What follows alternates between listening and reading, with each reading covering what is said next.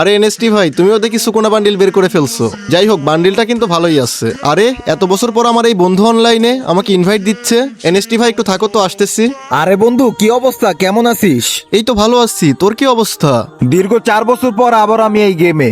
তুই এতদিন পর গেমে ঢুকছিস, তোর ইনভাইট দেওয়া দেখে তো আমি অবাক হয়ে গেছি। ওই যে তোরা সবাই চলে গেলি, আগের মতো আর গেম খেলা হয় না। এই একটু গেমে ঢুকি, একটু একটু খেলে বের হয়ে যাই। সত্যি বলতে তোদেরকে অনেক মিস করি, আর মিস করি আগের দিনগুলা।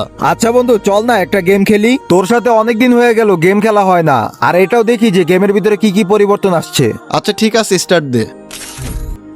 বন্ধু চল পিকে ল্যান্ডিং করব। তোর মনে আছে আগে আমরা সব ম্যাচেই পিকে ল্যান্ডিং করতাম, আর আমরা পিকে নামলে আমাদের সামনে কোনো স্কোর দাঁড়াতেই পারতো না। সবকিছুই মনে আছে, এগুলা কি ভোলা যায়? কি রে বন্ধু, তুই এটা আমাকে কোথায় নিয়ে আসলি? কই আবার নিয়ে আসলাম? তুই না আমাকে পিকে নামাইতে বললি। কি বলিস? এটা পিক মানে?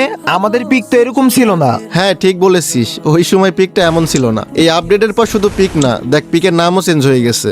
আচ্ছা যাই হোক, আমি তো মরে গেছি। তুই একটা ভালো জায়গা দেখে ক্যাম্পিং কর, না হলে আমার জন্য তুইও মাইনাস খেয়ে যাবি।